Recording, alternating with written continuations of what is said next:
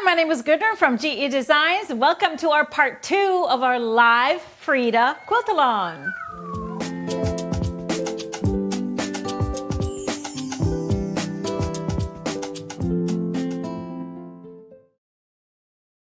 Hi everybody, welcome back to our Saturday Fun Day. Sunday Fun Day. Say hello to Mr. HP. He's been doing some things. Actually, he took a little video yesterday because my Frida that I just finished, we finished it last night. He was quilting it. So yeah, if you want to see his process, should we start with that video? Yes. All right, everybody, I'm ready. I gotta do my good luck beat. I got my scissors here. I'm getting ready to long arm Miss Frida for the big Frida Quilt Along. And I gotta do initiation, kind of a good luck beat. I call it Frida, Frida, good to meet you. Frida, Frida, good to meet you. Frida, Frida, good to meet you.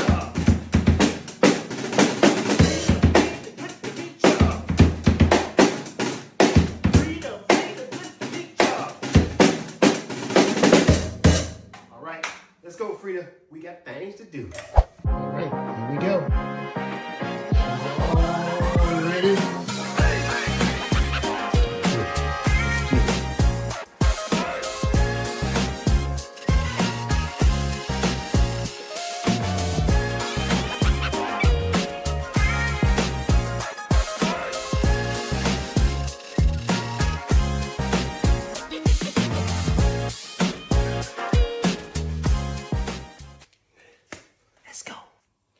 We're going to use a little pattern called boardwalk. Looking good so far.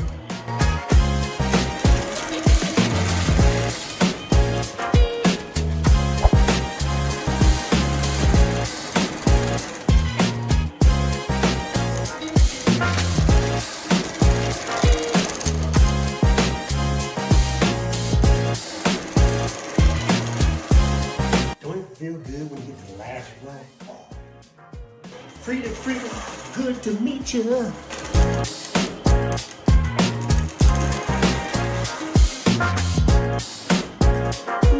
roll. All right, she's complete. Frida, Frida, good to meet you. Here we are.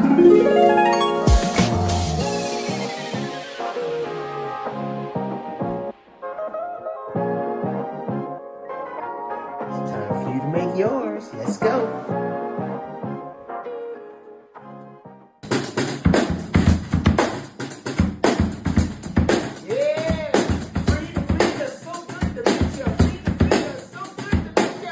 Celebration beat. She is done. It's time for you to make yours. Yeah, Frida. Frida, Frida, so good to meet you, huh? That's the new jam. Good to meet you. That's the new jam. Everybody can use that song. I know, I love it. I love it. That's really fun. Spontaneous, you know. Yes. So I think there was a couple of questions I should probably answer. First off, if you're just catching us here live, we are going live 4 times today. This is number 2. Do you want to put the schedule up just so everybody knows? We always present times in Central Time Zone. So just so you know that. And here we are, 10 a.m. And right now we have the 12 p.m. session. We'll be back at 2 p.m. and then 4 p.m. Sure enough. For a finish. So are we doing a scant 1/4 inch or 1/4 inch seam? Always a scant 1/4 inch. That just means it's scant enough for when you press to one side, it is a perfect 1/4 inch. So I have a few great videos on finding your accuracy and your scant 1/4 inch on YouTube. I highly recommend you check it out. I will say one thing with this one. Yeah, that seam allowance is important if you want those seams to match in the middle of those little squares, which we will find out here in the next one. But I love everybody interacting in our Facebook group, Gudrun's Quilt Crew. There were tons of photos. I think I had almost 200 photos that you've been posting since our first segment. So awesome, awesome. I love the pet photos. Some very judgy cats standing over your blocks. I love those. And some very innocent little puppies that just want to hug on you and give you love and be with you. So awesome. Isn't that wonderful? I love that. Some awesome photos from where you are sewing. And I love to see your faces too. Like, I love to see your faces. I know sometimes we're a little, I don't want to take a picture. Don't worry. The photos in Gudrun's Quilt Crew can't be shared outside of Gudrun's Quilt Crew, except this time when I take them into a slideshow. But nobody can take those photos. It's all safe in the group. So no worries. No worries. Yes, Miss Linda, I loaded it sideways this time. Oh, yeah. Quilt was loaded sideways. Yeah. To get it done a little quicker. Done quicker. A few more runs because the pattern really didn't matter which way we loaded it. Tell. And it was short enough. The quilt was short enough to fit because we don't have a full. Well, how long big of a frame? 9 foot. 9. We're 9-foot frame. We're a 9-banger. Yeah, because we have a small room. Yeah. Smaller room. Looks great. Anyways, let's play the slideshow from and see all your work. Sorry, my brain is thinking way ahead. Sorry about that. See all your work since this morning, and some of you are just getting started now. It's okay. It's all good. So let's check it out.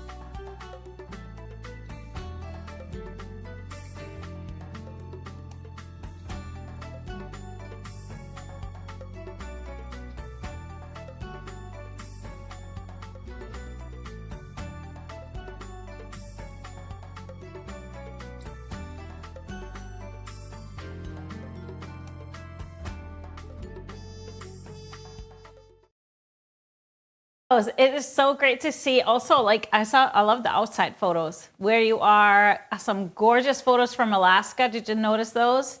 And I noticed Kim's little fishing hole in there.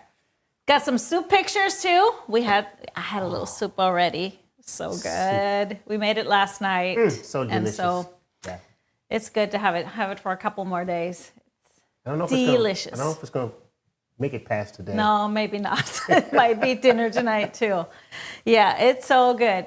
But I think we are ready. Did we have any questions? Somebody was asking about the Facebook group, Gudrun's Quilt Crew on Facebook. So let's just put a link. Put the link in the chat. In the chat, yeah. So in the comments. Otherwise, if you want to find it, you just go facebook.com, then it goes /groups and / all one word, Gudrun's Quilt Crew.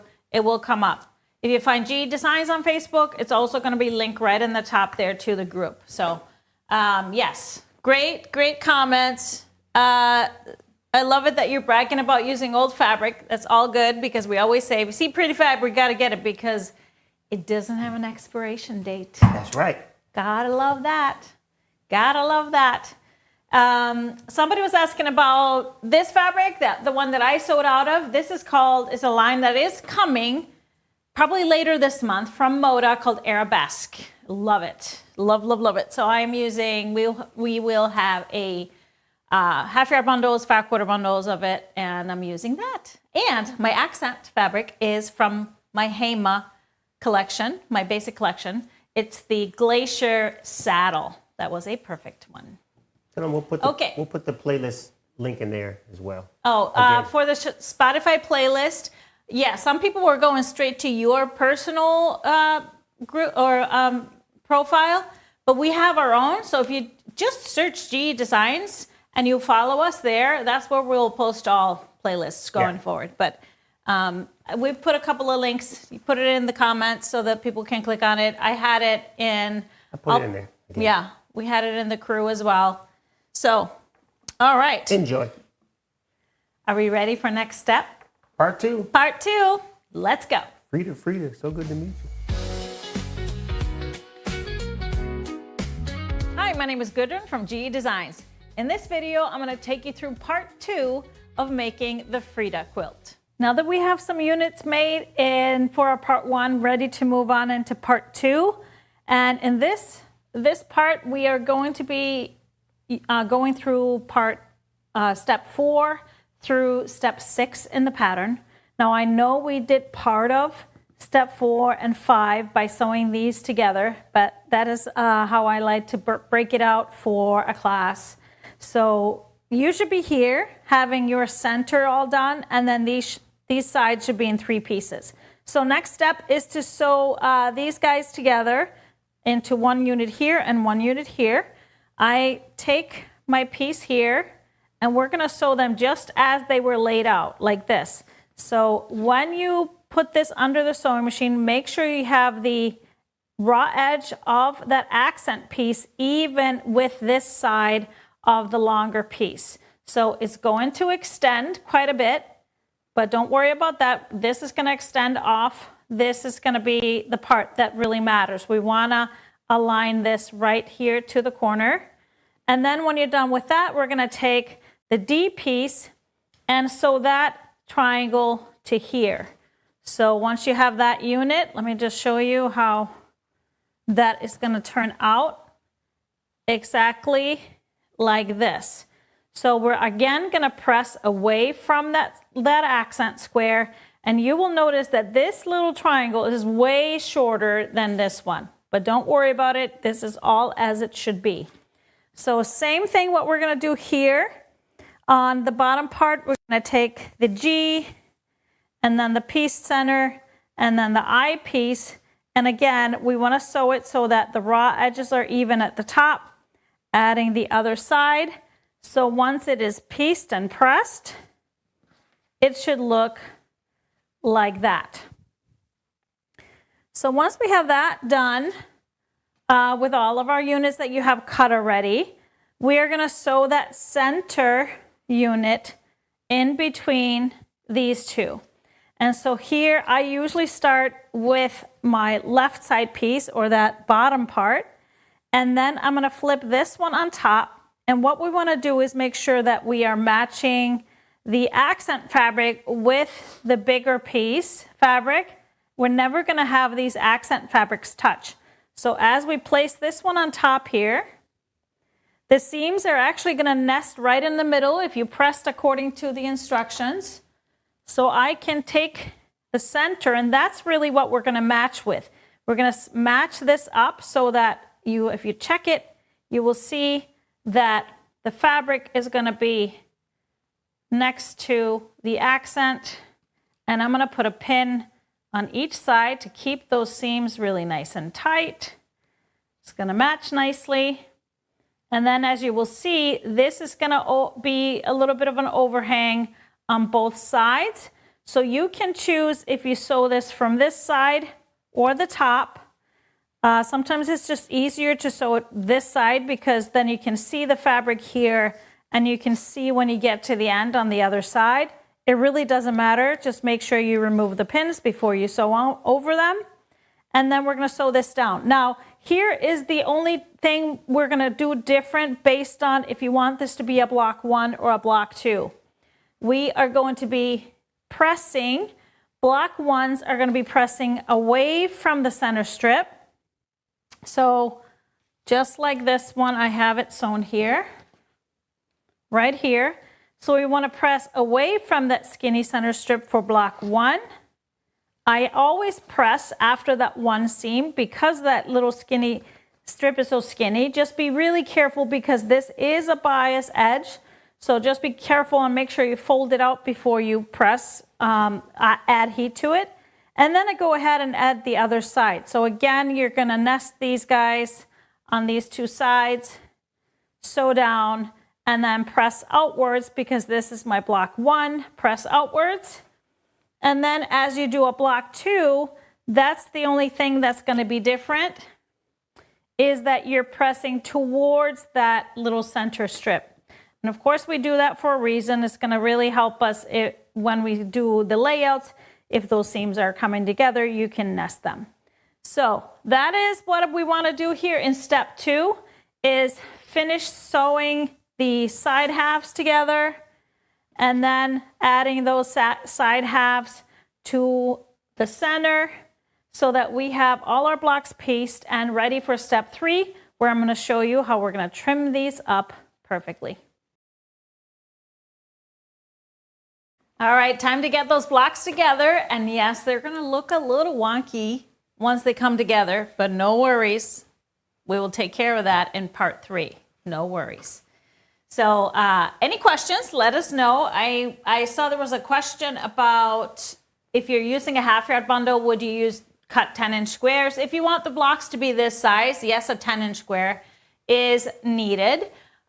So somebody asked, could I cut 9-inch and go forward with the same thing? Yes, you absolutely can. You will end up with an inch smaller blocks. You'd have to trim differently. So the whole, should I say, the look of the block being the symmetry between the little squares and the block size is going to be different too. So there'd be a little more condensation of the accent squares, but same thing. How do you know ahead of time before layout which would block 1 or 2? You can sort them now. So like I said, in the pattern, as if you look through the pattern, it's just really in step 6 where you do the different pressing. So you can wait until then. It doesn't have to be organized because it's just how we're going to do every other block. If you have colors like me where I knew I wanted to alternate like these two colorways, I just made sure my dark ones were, block 2, my light ones were block 1 or vice versa. Same thing with this fabric because I had a bunch of blues and then I had a bunch of gold. There's one kind of like a light creamy one. I did the golds and creams together and all the blues, lights and darks. So I sorted it that way. It doesn't have to be organized as long as you press half of your blocks one way and the other half another way. When are you having your Frida cocktail? Frida cocktail? That's coming up next segment. Okay. I wanted to let you at least get through making a full block. The Frida cocktail, because we got some really great strawberries. It's kind of like a strawberry daiquiri. You can put rum in there. The recipe is for rum if you want to call it a daiquiri. You can put tequila if you want it to be a margarita, or vodka if you want it to be a martini.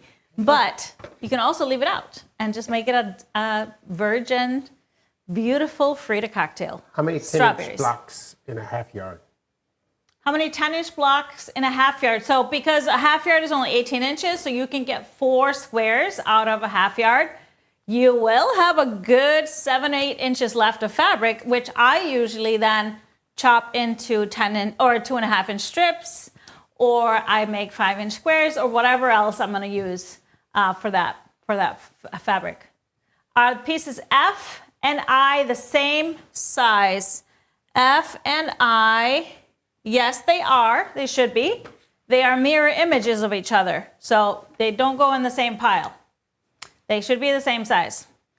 So I saw some boo-boos in our slideshow this last time, some little boo-boos. So one question was if you maybe didn't center that first cut, so it was not quite centered when you did the first cut, but the second cuts were okay. How should you go forward? Here's the thing. I would still piece the block back together. Yes, it's gonna be a little wonky. Put it aside, and then in the end, just trim it to the size the blocks are gonna be. And I promise you, not many people are gonna notice anything different. Here's a question. Since I treated my layer cakes, mine are slightly shorter on the two sides. Is there a better way to lay them out before cutting? So I talked about this in the first part. If you layer cakes are not square, so they're longer on one side, if it is a 1/4 inch or more difference, I would trim a little bit off one side so you at least have a square. So then you're not going to end up with one side being different. But honestly, if you did cut them already, don't worry about it. We'll fix it all in the next step, part 3. We'll trim it all and make it all look beautiful. What is your easiest pattern or your suggested pattern for beginners? No, that's a great question. So first off, I want to talk about during our Tipsy Tuesday episodes, which are every Tuesday at 4 p.m. Central Time, live on Facebook and YouTube. If you haven't seen that show, second Tuesday of every month, we are doing a beginner program called the G-Easy Building Blocks. So that is something we're going to do throughout this year. It's a great one to kind of learn the rulers, and we start from the very basics. But if you want to dive into a pattern, can I recommend like Teen Spirit? We have Supersized Steamy Windows, Supersized Nina. We have the Quickies book, which has some great patterns for beginners.